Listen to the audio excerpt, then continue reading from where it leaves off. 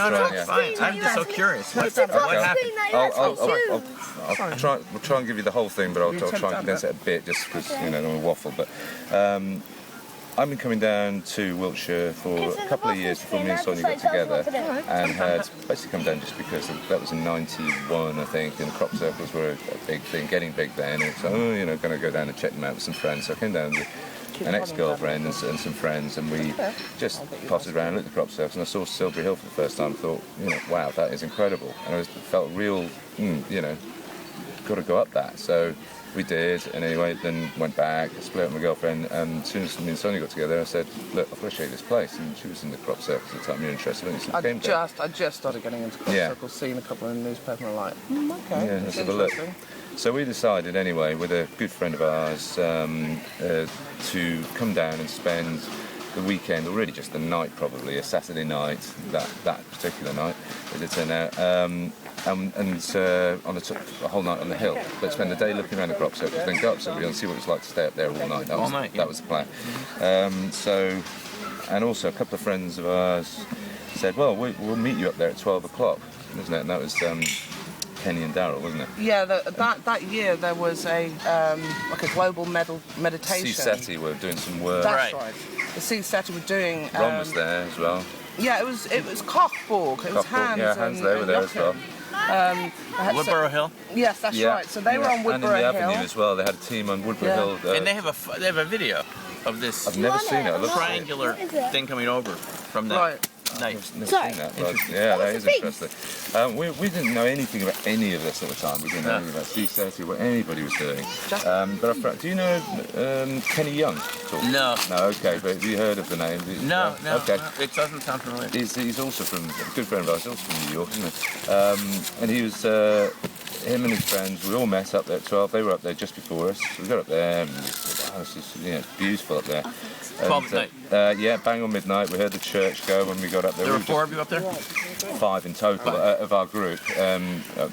Myself, Sonya, and our friend Rob, who'd come down with us, and then Kenny and Daryl, who met us up there at 5. There was also on the top of the hill that night 5, we think, wasn't it? About 5 teenagers, or 18, 19, 20-year-olds, who were just up there drinking beer and mucking about and being quite noisy, weren't they, at the front, but it was all right. And so we all met up there, it was all nice and everything, and about 12:30, 1:45, this sort of fog started to roll in, didn't it? Yeah. We watched it, I mean, it's really, really thick fog, rolling across the ground from Avebury direction, not like the normal fill the whole sky fog. You can see the top of it and it was rolling towards the hill. That hit the hill and suddenly we couldn't see anything at all outside of the dome of the top of the hill. It was almost like you were in this kind of illuminated dome at the top of the hill. And we all thought that was amazing. We were shining torches into it and it looked great, and the kids were running around with torches shining. Well, they weren't kids, they were young adults. Okay, I'm giving my age away. Okay, young adults. Anyway, we were playing around like that for a little while, and after a while Kenny said, well, we're going to go down to the avenue, didn't they? Yeah. And see what's going down there. Do you want to come? And we went, no, we think we'll stay here for now. It's really nice, so we're going to stay. So Kenny said, well, I want to get down to the car, and he was parked in the lay-by. If you're looking directly at the road from the top of Silbury Hill, there's a lay-by just over the brow of the hill on the opposite side. He had his Volvo or whatever parked in there. He said, I want to get down, I'll give you a little light show, it looked good in the fog. So he got down and he started flashing his lights and his indicators were going off, and it did look pretty good, didn't it? And then he drove off. And we settled down, thought, right, okay, and it's nice to get nice and quiet. And we had a little tape machine with us, didn't we? A little auto-reverse stereo tape recorder thing. We were listening to this band called Eat Static a lot of the time. Don't know if you're aware of them, but... Who are they? Eat Static, they're called. Eat Static. Remember, you guys play instruments too, right? We do, yeah. Matt said your music is on the shelf. Yeah, that's it, yeah. Yeah, at the beginning, that's one of our tracks, yeah. And, but I mean, Eat Static, one of their album covers has a picture of, the first album was called of Silbury Hill Abduction. with a UFO above it, funnily enough. And, their artwork is very kind of orientated. Is it a real picture or is it? Oh no, it's a drawn picture, but... inside there's a real photo, and inside they've got a real photo of Silbury Hill in there inside. And they're from Somerset, Frome. Frome. They're from Frome. And you were listening to their music? up there? Yeah, we had it on because it was actually their second album called Implant we were listening to. Okay, oddly enough, we were listening. We put this on and we were listening. We heard the church bell at Avebury go at 2, and we were still there in the deep fog. Music's playing. It's really nice. And then we noticed. One of us noticed and said to the other two, "What? There's something down." And if you imagine, if I sort of described to you, is that's the hill. Okay, the road's coming past like this. Yep. The lay-by's down there where Kenny was parked. So we're kind of standing on just around the sides of the hill, not facing directly down here. We thought we felt something coming up the side of the hill. We could see something. We thought it was.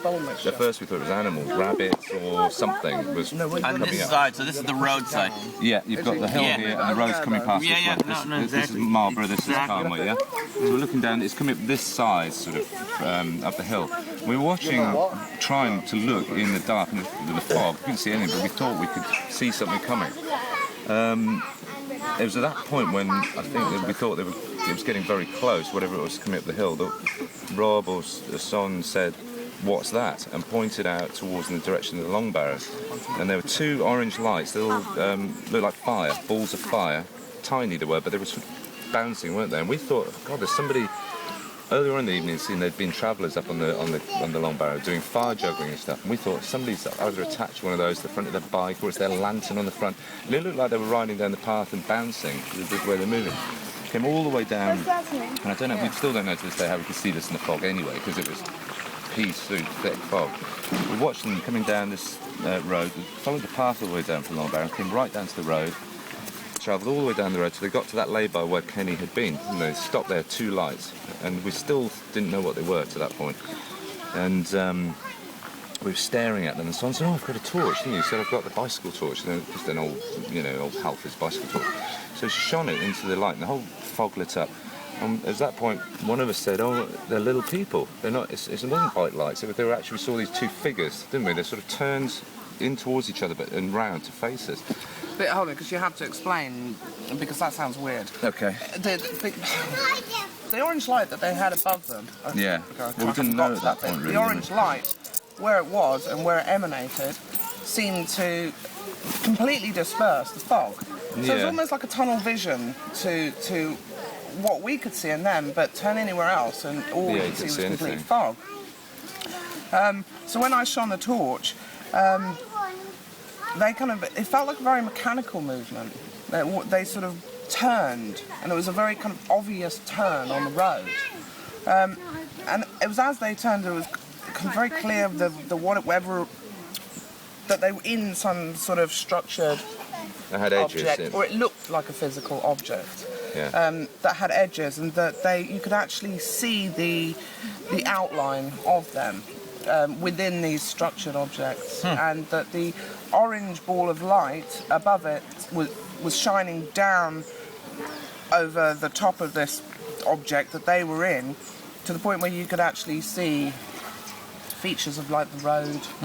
It was like at the apex above the head of these beings. The orange ball was above the head, and the lines through. We thought they were tetrahedrons. They were sitting in the tetrahedral shapes. Right. And these beings or whatever we didn't know what they were, and still don't to this day, but they were sitting cross-legged, we thought, didn't they, in these tetrahedrons, possibly the light above there. Anyway, they turned and they came straight up the hill towards us, just over the trees, straight up, right up above our heads. Above your head? On top of the hill, 2 of them. And as they came up, you could see the outline of the tree. There used to be a tree, I don't know if it's been cut now. It has been cut, yeah. Yeah. And I remember Rob or Paul saying, look, you can see the top of the tree. Yeah. And it was really bizarre at that point. The light was coming down onto the top of the tree. Yeah, they kind of cast a light, a glow down below they were like sitting. Yeah, sitting cross-legged in a sort of what we think was like basically tetrahedrons. Yeah. Well, we got the impression that they were cross-legged, because as I'm sitting, the clearest kind of view that I remember, that kind of snapshot that sticks in my head, is when they were down on the road, and I could just see the kind of outline. I could see the shaft of whatever it was that made up the edge of the tetrahedron, and then I could see the outline of the shoulder, the leg, and the head, which didn't look like it had any hair. It was like a really strong sort of physical person. Humanoid shape. Not a grey humanoid thing. shape, It was a real humanoid shape. Yeah. It had limbs and they came right up the hill to us and came up above our heads, probably about, we think, about 10, 12, 15 feet above our heads and slightly in front of us. And the whole sky just lit up bright orange. They both kind of exploded in this huge orange blast, didn't they? I don't remember this at all. No, because what you did then was Son turned around to see, because the teenagers that were there, the young adults were there, and turned around to see if they were still there and if they were kind of behind us watching the same thing or whatever. Turned around and pointed to them to go, "Hey guys," or something like that. Turned around and they were lying behind us, weren't they? Just behind us, curled up in a little circle, covered in some kind of black. Wasn't just behind us. They were more sort of in the centre. Okay, yeah, a little bit behind us, but they were covered in blacky sort of bin. Looked like wet bin bags. Yeah, but you couldn't really see it that well at that point, and you wouldn't have even seen it at that point. I remember so clearly seeing the lights coming up the hill, and thinking, oh, you know, what is going on now? Yeah. You know, what is going on? Everything went very, very odd. Very weird. Didn't it? Right. No, It's like everything stopped. yeah. Somebody turned off the sound, somebody turned off everything, and it was just, everything kind of went into this really, nothing moved. The fog, the whole thing was just like suspended apart from these things. Yeah. And at that point I was just went, and I threw my hand back because I knew the people were over there. I was like, come here. And they were asleep in. I didn't know at that point what they were doing. All I could see was lying this. down. Yeah, was that they weren't awake and they didn't respond. Yeah. I thought, well, I didn't really think about it. I was just like, Just they're not took responding. water. And I turned back round. Yeah. And just as I turned round, Paul, I don't even know. I don't really know what happened. There's Thank you, babe. bits because there's so much. Well, to what was the your way- experience with it when she turned around? I kind of turned to the side and saw Son doing that, and caught what I thought were these guys and girls that were lying down. And then I looked back, and as I looked back, the orange lights were receding again. They were going back down the hill. They were moving away from us.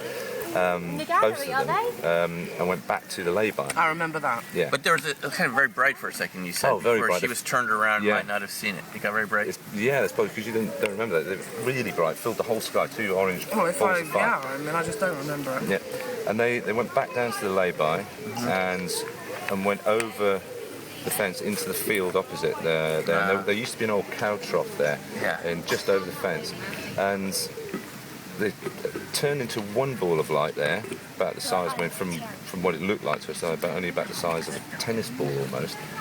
And out of that, now Son doesn't quite recollect this the same way as I do, or Rob. But then one illuminated figure, like beings, or whatever, actual arms, legs, heads, sort of came out of the light. Just came out. I don't know how it did it. Just came out of the light and holding hands, as I saw it, with another one. Two of them came out of this light. It's almost like they were stepping out of some hole in space or something. Stepped out, stood around. You could see the cow trough all illuminated. And another thing about them was they weren't walking on the ground, even though they were. The human figures, they were floating at least 2 or 3 feet. It appeared above the ground as they were appearing. They came out of this light, did something around the cow trough, and went back into that ball of light. And then the ball of light came over the other field, back onto the road, didn't it, at the bottom of the hill. And as we were watching that, suddenly like a string of lights appeared, didn't they? There's all sort of string of lights appeared. And this is where Ron got the story kind of got slightly incorrect. wrong, I think. Yeah. And I'm not quite sure why. I think it's because I was so fixated on this string of lights, because when they moved and vanished eventually up the field, that I kept saying it's like these string of lights and they were moving up the field. And when Ron finally retold it and I saw the written account of it on the internet years later, he had said that they were gridding. Yeah. And the thing is that there was no gridding going on. They weren't moving up and backwards and forwards and left and right.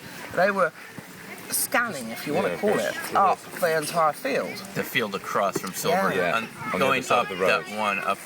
Towards the, well... Is that the field where the Mayan? Yes, formation- that's exactly. That's But it, this is another weird thing, okay, about that field. Yeah.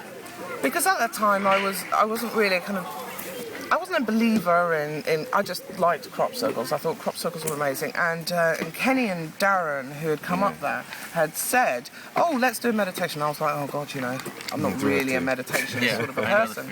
Yeah. So I was like, "Okay." So we sat there and we held hands, and we was like, "What do you want to meditate on?" And we decided to meditate on a small circle appearing in that field, and we chose a specific spot because there were telegraph poles across there. Yes. And we thought, oh well, if it's a UFO, I know it sounds ridiculous, it's not going to be able to land there. the wires. Yeah. Flawed theory, but that was what we thought at the time. Yeah. So, kind of just rushing ahead to the end of the experience, I really thought that when the light came up and the fog went, that there'd be a crop circle. Yeah, we all did. Which there wasn't. There was no crop circle. But the year later, there was that exact. Was it a year or 2 years? Well, it might have been 2 I think it might have been years. 2 years later. There was actually, we always thought, like, oh, did Kelly come back and do it? Sort of, Yeah, he could have done, He could but have I done. don't think he did. 96. Yeah, be there was a 96. I think it simple was 96. circle in that field. Right. Did we ever find it? Because we looked Yeah, at Lucy that? Pringle's Lucy site. Pringle's sites. It's on there. Directly opposite Yeah. Silbury Hill. And the other odd thing was that the telegraph poles got taken out. Yeah, the they got field taken and down. They're removed. completely gone Oh, now. they're not there anymore. No. Well, you were saying there was something like, they formed a line and Yeah. it went up the field, and was that the end of the experience? No, because we've jumped. You've jumped Yeah, I there at jumped the end. because, yeah. At Yeah, the point well- where they came back round after they'd done the cow trough thing, they come back onto the road. There was one light, and then they appeared. They strung out to about 5 or Jamie. 6 or 7 different lights, didn't they? Yeah, but Jamie And, I know, appeared, but wait yeah. a minute, because otherwise, we lose the flow of this. How it will happen. Out of these lights, 3 or 4 of them appeared, the tetrahedrons again, with the beings sitting inside them, floating 2 or 3 feet above the road in a line. And 3 or 4, we can't remember exactly, but actual humanoid shapes that weren't in tetrahedrons, so no ball of light in the head, also appeared with them. And they proceeded up the road towards Marlborough, floating above the middle of the road, directly over the white line. And In that direction. In the direction of Marlborough. Marlborough would be that way. Like if this Silbury, this Marlborough would be. Yeah, that's right. Yeah, that's it. There's cars. Yeah. So they come around here. Now they're going back towards. Back down the that way they came. Yeah, back towards the Long Barrow Road that way. Yeah, exactly. So on the road, we watched that happening, and as that happened, as we were watching them do that, we heard a voice, didn't we? Was that when Jamie turned up then, didn't he? I can't remember exactly when Jamie turned up. I think he turned up just as they shrunk, because we were thinking at that point we were all saying like, what are we watching? What is this? It was after Paul Vigo's car. Yeah, well, that's Paul. Yeah, Yeah. so he didn't see that bit, maybe. Yeah. We thought it'd be brilliant if a car came now with its headlights on, because we get a better look at it for some reason. Yeah. I don't know why we thought that, but We saw, when they were down on the road, we saw a car. We saw in the distance a car you can see coming. the lights. How you see them in distance, light up the sky. Car coming. Yeah, Coming from and we were Marlborough. like, oh, there's a car coming, and they're going to see them right in the middle of the road. And it was almost as if, at that second, they were either using our eyes or could hear what we were saying, and reacted to something that they couldn't have possibly be able to see from that vantage point down, but from where we were. And that's when they shrunk into, literally went against the hedge, Well, we or went thought- whoop into this one spot. So we said Yeah. that. We said, oh no, as the car approached and down the hill, we thought, actually, the car's going to hit them. If it keeps coming, and they were really tanking it, Paul was. He was coming, we didn't know it was Paul Giggle That was at the time. Paul. Yeah, Yeah. but he was coming back from a conference or something. Yeah. And he says, as we later found out, we never got a chance to talk to Paul, which is a real shame.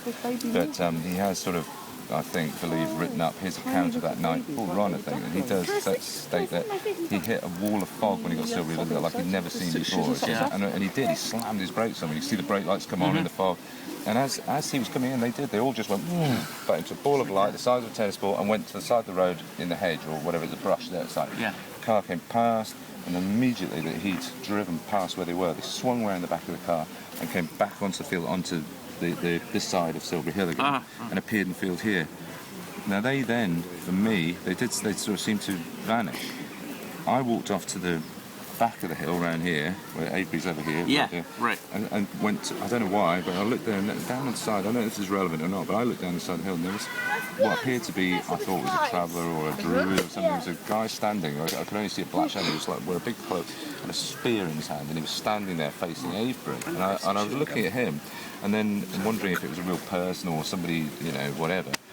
and I heard Rob and Sonya say, they're over here now. So I walked back or ran back up to the other side of the hill, to where the roadside is. But I kind of really missed the last bit. Son and Rob watched the blue and white, so them as almost like you say, it's like a string of fairy lights, sort of just travelling up the field away towards, where the mine thing was, that way up the field.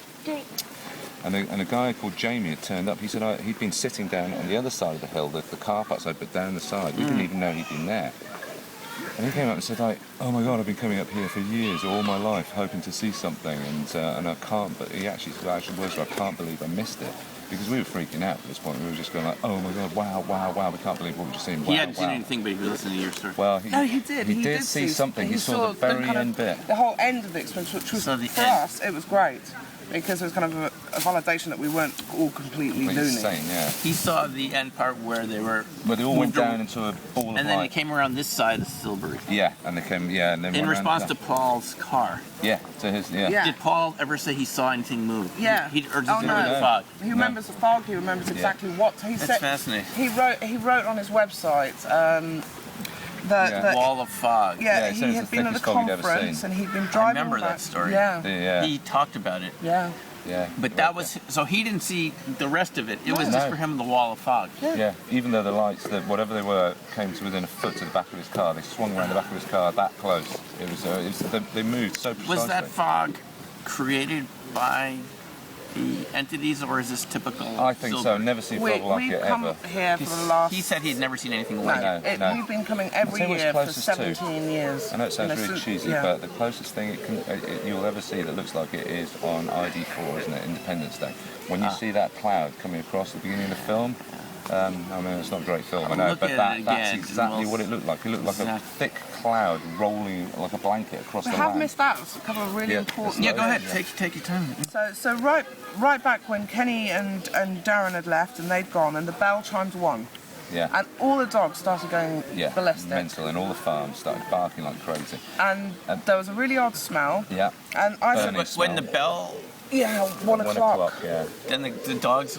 Yeah, the dogs mad. All around. Yeah, and all the farms are barking. You can hear them from miles away, barking everywhere. And it was a really strange smell, and like burning rubber or something. They smell like burning rubber in there. Weird whispering. And I stood up, and I went over to the edge of the hill, and looked over the edge, and it was still really foggy, and I said to Rob and Paul, there's something coming up the hill.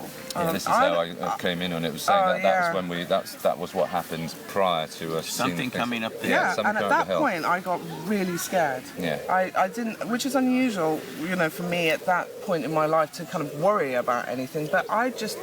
it was dark and you couldn't tell what it was. weird. You could feel it and you could hear it. This is before the experience. And then... You could feel it. Everything changed. It went completely silent as well. I know what you're talking about. Yeah, I've experienced it. Okay. Yeah, and wildlife goes completely dead. My dog didn't like it, and I couldn't see a thing. Yeah, but my dog is barking. I could feel this. Yeah, exactly. You can't see anything, but your dog can sense it. It's something analogy to it. Yeah, exactly. That's exactly right. It just has that kind of ominous feel. And I always felt that the balls of light distracted us from paying attention, and that the people who were in the middle of the hill weren't distracted.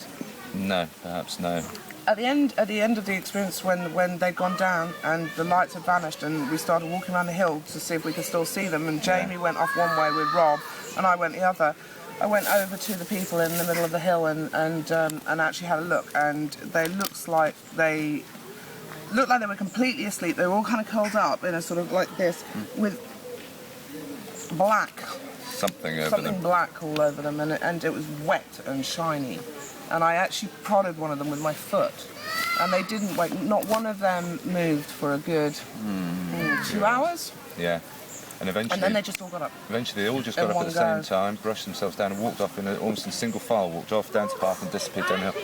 Another thing, and it was really odd. I was thinking about I've lost my train now. It was something I was thinking about earlier on experience when it started. No, leave me to that with Karen. My thought has gone. I remember something there. Something you said to me, and it triggered a thought. They certainly do. Yeah. It has such an impact on our lives. Massive. Let me just ask you, the ball came around behind Paul's car, and then in the field here. Yeah, on the field on this. And what happens at that point? As far as I'm aware, I lost sight of them at that point. Okay, they sort of vanished. I don't know why, and that's why I walked back. I was actually just wandering around the outside looking to see if I'd seen them again, and ended up just when I was pretty much straight onto Avebury, looking down. There's a little flat bit just down the side on the Avebury side. There's a bit of a dip there, and that's where this guy or whatever was standing there. Oh, right, with the with the staff and stuff. Yeah. And I was just looking at him thinking, oh, that's really, what is he doing? That's weird. And when Rob and Son said, no, they're over here. So I went back over to see him over there. Yeah, it was the atmosphere change was incredible. There's really things we've, as you can imagine, talked about this over and over and over again. We didn't stop talking about it for a year, pretty much amongst ourselves.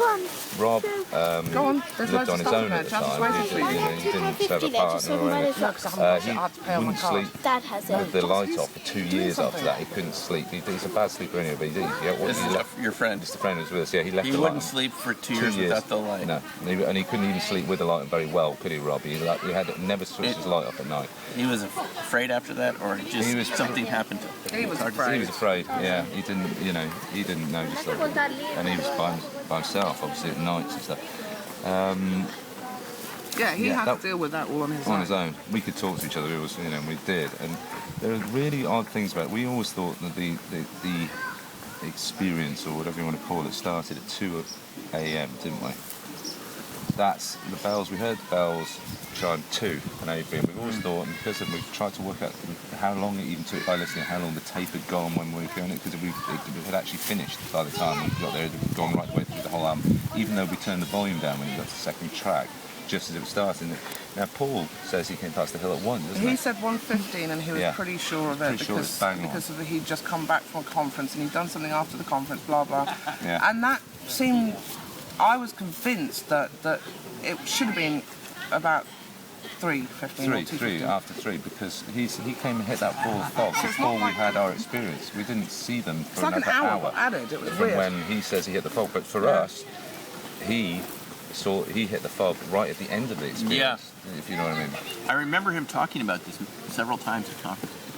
We really wanted to meet him. I tried so hard. Gutted about it. I met him so many times at different conferences. Oh, did you? Even out in the field together, sometimes with meters and things. Yeah. In some of our test formations and things like this, he would come up and roll around. Did he? Obviously, he talked about it. Did he say that he just hit the fog and then drove through it and came out the other side and went home? Did he ever mention what happened? I can still see him on stage telling this story. Yeah. He said, I hit this wall of fog. It was just the densest thing I'd ever encountered coming back from a conference. Yeah. And I can't remember the rest of it, but I'm sure I might have it on tape. Okay. Because I have the tapes from those conferences. Oh, brilliant. That would be amazing. Really I interesting. could see if I... Because we've always wondered whether or not he did actually have some kind of experience as well. We thought he did. But maybe didn't remember it, because we're not sure whether he did carried on and went home after that, or whether... It was just so odd the way he hit the fog and he slowed down. I can't remember the rest of the story. It was so weird, and... I'm sure there are other people who know it. Yeah, well... Probably, I mean... He mentioned the story many times. Yeah, Ron Russell might know, but I mean, last time I spoke to Ron... He'll just run off. It was complete fluke that he happened to bump into Paul and kind of start talking about it. There are a lot of weird coincidences about the whole thing. He learned about it from Paul. Oh, he learnt about it from Paul? No, Is that what you're saying? No. Ron learnt about it from Kenny. Oh, that's right. Your other friend who was up there. Yeah, who's in New York as well. Kenny, he's good friends with Ron Russell. We didn't know Ron at the time, but Kenny, we weren't the first people. Do you know Judy Young? Judy Young? Does the t-shirt? No, right, okay. So after... I didn't get here till 97. So. Okay, yeah.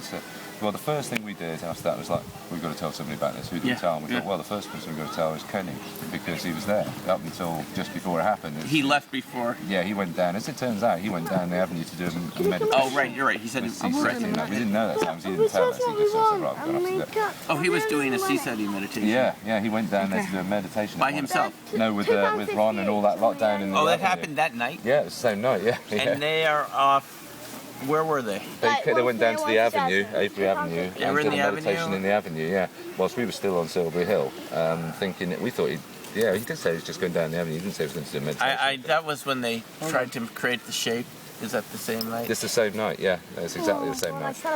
So Kenny, we went back and told Kenny, and he was like, right, okay. He said, well, you know, I mean, I've got to tell Ron about this. So we didn't know at the time. So Ron got in touch with us through Kenny and said, can I come and see you and talk about it, and you know, and can you tell me what happened? So it all sort of starts with there.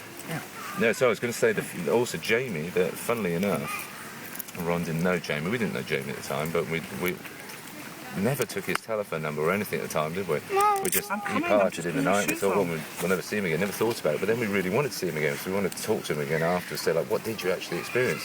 Could never get in touch with him. But anyway, Ron ends up in the barge. Yeah, Ron ends up in the barge, hearing somebody saying, "Oh, I was up on Silbury Hill on such and such a night, a couple of years back or a year back, whatever." And so Ron went over and said, "Is your name Jamie?" And he goes, "Yeah." He goes, "You're Jamie that was on the hill with Paul and Sonya." And Ron goes, yeah, how did you know about that? And he says, well, they told me about you, but they can't get in touch. So he then managed to meet Jamie and talk to Jamie about what he remembers of that night. So there's all kind of, there's a lot of weird little synchronicities about how, you know, people got together and connected up around that. But yeah, it was that night. It's the night they were doing some kind of, big meditation on sort of contact thing, I think it was. In the avenue. In the avenue, yeah. And there were some others, I think, possibly on Woodborough Hill doing something as well. Right. There were some others doing. Okay, so the rest were on Woodborough Hill, and that's the night that they had the City Triangle show up, right? Yeah, which I've never seen. I've never seen the. Is there video of that, or of the triangle? There's a photo of it. Yeah. Is there? I don't think I've ever seen it. I'd love to see that. It's all the same night. It's a bizarre night. That's very interesting. You know, one of the things that Ron mentioned, which was an integral part of the story, but it's not part of your story now, so I'm wondering if he just made it up. Right. Was someone feeling nauseous when at the lay-by, you see the beans in the tetrahedral shape. Okay. Ron's version of it was you began to feel nauseous, and the beans came up to you and waved a little wand around or something, and then you felt better. And then they left. No, I think that's I'll tell you his interpretation. No, it seems how they change.